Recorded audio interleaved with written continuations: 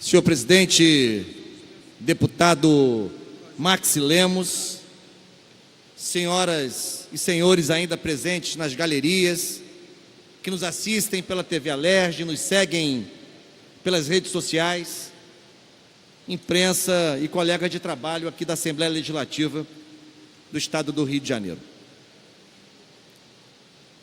Senhor presidente, deputado e ex-prefeito, e talvez futuro prefeito Maxi Lemos, eu quero hoje fazer uma reflexão, talvez inspirado na audiência pública que tivemos hoje de manhã, na Comissão de Educação, aqui neste plenário, quando tratamos do direito à educação, traduzido no debate sobre as dificuldades de acesso ao transporte público por parte de estudantes de todo o estado do Rio de Janeiro. Eu quero fazer uma reflexão sobre esses 3 meses, uma breve reflexão sobre esses 3 primeiros meses do que considero um absoluto desgoverno no plano federal. E começo com um dado que me parece emblemático. 5,8 bilhões de reais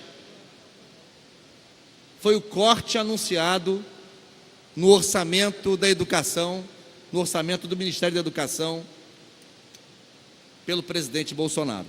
5,8 bilhões. Neste contingenciamento anunciado de quase 30 bilhões de reais, foi a área do governo que mais foi atingida, alcançada por esse corte. Ora, Vossa Excelência foi prefeito por 2 mandatos consecutivos e sabe, melhor do que eu, que quando o Poder Judiciário é avaliado, ou quando se pretende avaliar as posições de um determinado Poder Judiciário, seja em que instância for, um bom indicador é avaliar o conteúdo dos seus julgados. Quando se pretende avaliar o Poder Legislativo, seja em que instância for, um bom indicador é avaliar as votações, as leis, a forma como vota esse Poder Legislativo. E quando a gente quer avaliar o Poder Executivo, em qualquer instância, seja uma prefeitura, seja um governo estadual, seja o governo federal, um bom indicador é avaliar a forma como executa o orçamento.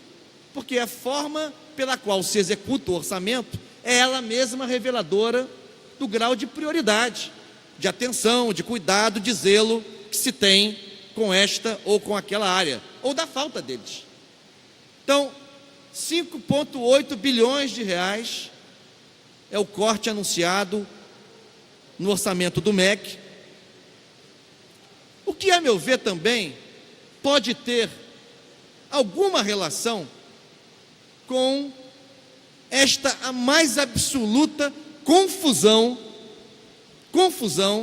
em que se encontra o MEC desde a assunção como ministro deste desbussolado ministro Vélez Rodrigues. É impressionante a quantidade de confusões, a quantidade de disse, mimimi, de demissões, gente que entra, gente que sai, isso em 90 dias. Presidente Maxi Lemos, é impressionante. Na verdade, o governo tem, entre outras inúmeras fragilidades, tem uma trinca de ministros patética, absolutamente patética, não é?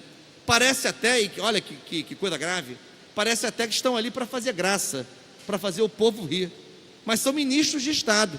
Você tem esse desbussolado na educação, tem uma caricata no Ministério da Mulher, da Cidadania e dos Direitos Humanos, e tem um outro completamente inacreditável ministro das Relações Exteriores. Então, Vélez Rodrigues, Damares Alves e Ernesto Araújo formam uma trinca daquelas impagáveis, seriam incríveis se não fosse o fato de que são ministros de Estado e têm sobre eles, ou deveriam ter, responsabilidades muito sérias na governança e na gestão de áreas muito sensíveis para o Brasil, que é a condução de políticas sociais, que é a presença do Brasil na cena internacional, a nossa imagem no mundo globalizado, enfim. E aí eu fico me perguntando, qual foi, até hoje, a declaração ou o posicionamento do ministro da Educação sobre o grave déficit da aprendizagem que ainda se constata nas crianças brasileiras quando completam o ensino fundamental. Um dos grandes problemas da educação brasileira, sobre o qual, até hoje, nenhuma palavra do ministro da Educação. Qual foi o pronunciamento, qual foi a declaração, qual foi a iniciativa, qual foi a preocupação demonstrada pelo ministro da Educação em relação, por exemplo, à enorme dificuldade que grande parte dos 5.576 municípios brasileiros tem para oferecer educação infantil na creche. Vossa Excelência foi prefeito, sabe como essa responsabilidade sobre os municípios, a educação infantil de modo geral, mas particularmente a creche, né, a primeira etapa da educação infantil, como isso ainda é um enorme desafio. Nenhuma palavra sobre como o MEC pretende se alinhar com os municípios para garantir esse direito às crianças e garantir essa tranquilidade às mães trabalhadoras. Qual foi a declaração, qual foi o pronunciamento, qual foi a medida concreta do ministro da Educação no tocante ao problema da grave seletividade que ainda existe no ingresso de adolescentes no ensino médio por todo o Brasil? O ensino médio ainda é um funil para adolescentes na faixa dos 15, 18, 19, 20 anos, adolescentes e jovens. Enquanto isso, nós temos visto o ministro preocupado, por exemplo, em saber o que fazer. É uma coisa incrível, né? Saber o que fazer com uma escultura. Há uma escultura, ministro Max Lemos, ali na entrada do MEC, antiga, uma escultura feita no final dos anos 90, em homenagem ao Paulo Freire. Uma das principais preocupações ministeriais é saber o que fazer com aquela escultura em homenagem a Paulo Freire. Veja em que ponto chegamos. Eu fico me perguntando como que um ministro da Educação é capaz de vir a público, ele que nem brasileiro de nascimento é colombiano de nascimento, de fazer graves acusações e ataques ao povo brasileiro, dizendo que os jovens precisam aprender na escola coisas do tipo, para que deixemos de ser ladrões e canibais quando viajamos, que é palavras dele. Quando os brasileiros viajam por aí, a gente rouba tudo que vê. Foi ele que disse isso, rouba tudo que vê. Nós somos ladrões e canibais. Enfim, então precisamos aprender isso na escola. O ministro das Relações Exteriores está convencido, e ontem foi endossado pelo presidente Bolsonaro, que o Partido Nacional Socialista, que é o partido nazista na Alemanha, criado no final dos anos 20, início dos anos 30, que tomou poder em meados dos anos 30 e deu no que deu, que o Partido Nacional Socialista, só porque tem o nome de socialista, era um partido de esquerda, né? Ora, por essa lógica, já virou um meme por aí, um macaco hidráulico deve ser um chimpanzé que sabe nadar, não é? Por essa lógica, não é? Enfim, um tubarão martelo pode ser uma ferramenta para fixar na parede um prego. Então, assim, nós estamos lidando com um grau de despreparo, um grau de fanfarronice. A ministra Damares Alves afirma ter travado contato com Jesus Cristo numa goiabeira. Enfim, então eu não quero aqui discutir crenças, convicções religiosas, eu quero explicitar a fragilidade e consequentemente as consequências objetivas, porque tudo isso pode ser debatido num artigo de opinião, pode ser criticado de maneira jocosa na tribuna, como faço agora, mas isso tem consequências objetivas. Há crianças precisando estudar, há jovens precisando de alternativas de qualificação profissional, a professores dependendo de processos de valorização na carreira, valorização profissional, plano de cargos nas suas redes públicas. E sobre nada disso, a municípios, a prefeitos implorando, de qualquer partido, pouco importa, a prefeitos implorando que o Ministério da Educação reabra a linha de crédito que foi fechada para apoiar os municípios a inaugurar creches em seus territórios. Existe uma lei federal em vigor, sobre a qual o ministro nunca falou, que é um Plano Nacional de Educação, que entrou em vigor em 2014, tem vigência decenal, está em vigor até 2024, fixa metas para a educação brasileira. Isso não foi um plano de um partido, não, foi uma discussão de toda a sociedade brasileira em conferências municipais, em conferências regionais, até que se tivesse uma conferência nacional, foi aprovado no Congresso Nacional com voto de deputados, senadores e senadoras de diferentes partidos políticos. O ministro não faz a menor noção do que se trata. Aliás, recentemente foi satirizado, foi esculhambado em audiência na Câmara dos Deputados. Ou seja, eu quero aqui dizer que é preciso que se tenha uma direção, qualquer que seja, nem que seja para a gente debater e criticar, mas há que ter uma direção. Não é possível que o ministro da Educação siga sob as diretrizes, sob as orientações de um personagem, é um personagem obscuro, a gente não sabe bem quem é, só se sabe que é um especialista em astrologia.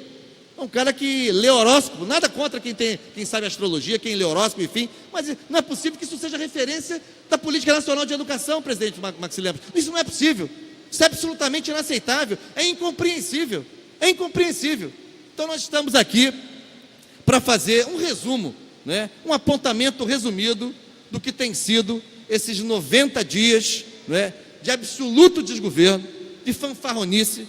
Já disse aqui dessa tribuna, parece um novo FEBEAPA. Se fosse vivo, Stanislau Ponte Preta escreveria um novo festival de besteiras que assola o país, só com as pérolas, só com as produções, que a produção é incrível, é impressionante, não é? Que diariamente o ministro da Educação, associado à ministra da Mulher, da Cidadania e dos Direitos Humanos e associado ao ministro das Relações Exteriores, são capazes de produzir em quantidade assombrosa.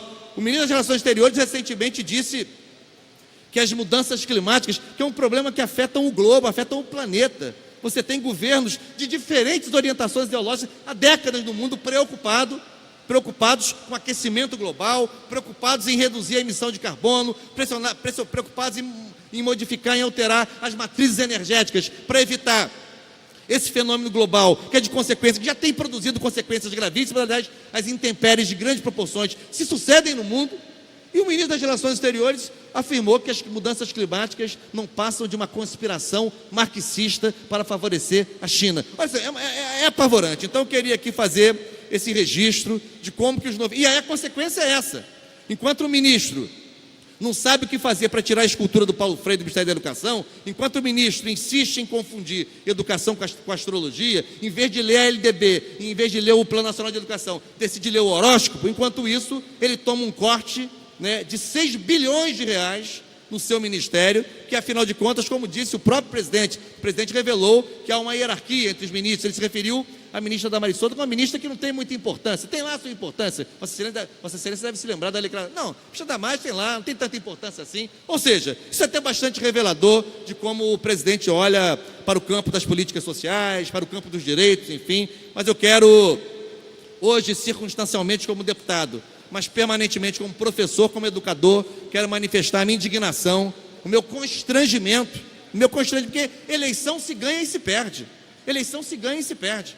Não estou falando de resultado eleitoral, eu estou falando de um absoluto despreparo, uma absoluta desqualificação, que chega a ser risível se não fosse a gravidade do que estamos enfrentando no Brasil, no campo específico da educação, para não falar de outras áreas, onde nós não temos nenhuma direção. Não temos um ministro que não conhece o aparelho educacional brasileiro, não conhece a legislação educacional brasileira. Eu quero aqui me manifestar de maneira contundente sobre esse absurdo, essa aberração que temos no momento do governo da República. Desculpe se me alonguei, agradeço a atenção de Vossa Excelência.